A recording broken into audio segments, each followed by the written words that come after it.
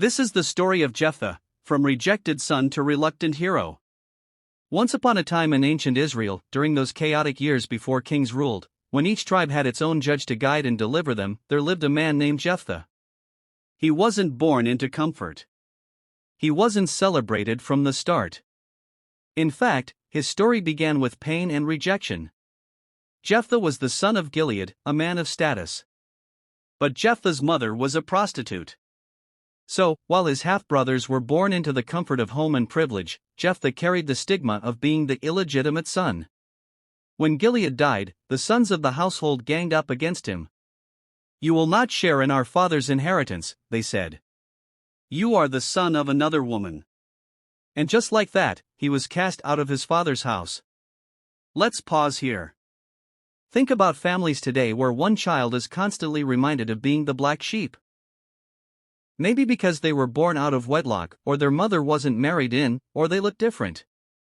Maybe it's someone whose father didn't sign their birth certificate, or who was born into scandal. Society can be harsh. Sometimes, even family can wound deeper than strangers. But Jephthah didn't let rejection define him. He fled to a place called Tob, a land far from his pain. And what did he do there? Did he cry every day? Did he become bitter? No. He rose. He began to attract a group of men not the most polished or noble. The Bible calls them worthless fellows, but let's not misunderstand that word. These were likely men just like Jephthah, rejected, broken, disqualified by society. Jephthah became their leader. Their commander. He trained them. He gave them purpose. He became stronger in exile than he ever was in comfort. Think of someone disowned by family who moves to a new city, starts working as a mechanic or teacher or hustler, and before long becomes the head of a startup, or the leader of a community group. It's the story of resilience. Years passed. And trouble came knocking. The Ammonites, Israel's longtime enemies, launched an attack. The people of Gilead, yes, the same ones who once rejected Jephthah, were terrified. And guess who they thought of? Jephthah. So, the elders of Gilead packed their bags and journeyed to Tob. "Come back," they begged. "Lead us into battle. Be our commander." Jephthah didn't give them an easy yes. "Didn't you hate me?" he asked. "Didn't you drive me out of my father's house? And now you want me back just because you're in trouble? Relatable? Have you ever been ignored, mocked, or undervalued only to receive a desperate call or message when someone needs help? Maybe that family member who never talks to you suddenly needs a loan. Or the colleague who dismissed your ideas now wants you on their project. That's a Jephthah moment. The elders begged. They promised him leadership, not just over the army, but over the entire region. Jephthah agreed, but only after they swore before God to keep their word. Smart man.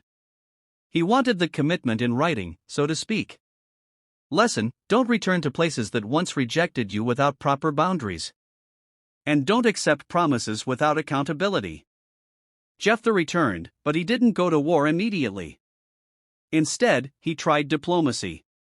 He sent a message to the king of Ammon, asking, "Why are you attacking us?" The king replied, "Because your people stole our land when they left Egypt." Now, here's where Jephthah showed brilliance. He wrote back, giving a full history lesson, telling how the Israelites had passed peacefully, asked permission, and only fought when attacked. The land was never Ammon's to begin with. He ended by saying, "Let the Lord, who is judge, decide today who is right." Lesson: before rushing into conflict, whether it's at work, with friends, or family, get your facts right. Use logic. Speak truth. Seek peace first. Be the mature one. Not every situation needs fists or flames. Sometimes, a well-worded email or a calm conversation can prevent years of bitterness. Now came the moment of battle. The Spirit of God came upon Jephthah, and he marched to war. But before he fought, he made a vow, a dangerous one. "Lord," he prayed, "if you give me victory, I will sacrifice as a burnt offering whatever comes out of the door of my house to greet me." Maybe he imagined it would be a goat or a servant. But vows made in emotion can cost dearly. He went to battle and won. The Ammonites were defeated. Israel rejoiced. Then Jephthah returned home. And out came his only daughter, dancing with tambourines, celebrating her father's victory. He fell to the ground, tore his robe, and cried, "You have brought me low, my daughter. I made a vow to the Lord." She, incredibly composed, said, "Father, if you made a vow to God, do as you said. But let me go for 2 months to mourn my life." She left to grieve, returned, and the Bible says Jephthah fulfilled his vow. Whether she was sacrificed physically, or dedicated to a life of virgin service at the temple, either way, he lost her forever. Be careful what you promise. Don't make vows in emotion, whether it's telling someone "I'll never forgive you," or "I swear on my life," or making rash business commitments. Some things, once said or sworn, can't be undone. Even good intentions can bring painful consequences. After this tragic moment, Jephthah faced another problem, not from enemies, but from his own people. The tribe of Ephraim came to him, furious. "Why didn't you call us to fight the Ammonites? We'll burn your house down." Jephthah explained, "I did call you. You didn't come. So I went without you." They didn't listen. A civil war broke out. Jephthah's forces defeated them. To prevent Ephraimites from escaping, his men set up a clever test at the Jordan River. They asked every man to say Shibboleth. The Ephraimites couldn't pronounce it right, they said Sibboleth. That was their giveaway. 42,000 men died. Sad, isn't it? All because of wounded pride. People get angry not because they were left out, but because they weren't in the spotlight. They want credit, not contribution. Jealousy often masquerades as offense. Lesson: be careful of pride-fueled conflicts. Ego has destroyed more families, teams, and friendships than war itself. Jephthah's final days. Jephthah judged Israel for 6 years. Not long, but impactful. He came from nothing. Rose through pain. Led with strength. But he also made mistakes, some irreversible. His story isn't neat. It's not wrapped in a pretty bow. But it's real. And that's what makes it powerful. Final life lessons from Jephthah. 1. Your origin doesn't define your future. You can rise, no matter your beginning. 2. Rejection is not the end. It can redirect you to purpose. 3. Train in obscurity. What you build in the shadows will one day shine in the light. 4. People will come back. Those who rejected you may return, but don't forget who you are. 5. Don't make hasty promises. Think. Pray.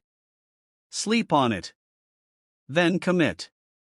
6. Choose peace before war. Diplomacy is not weakness.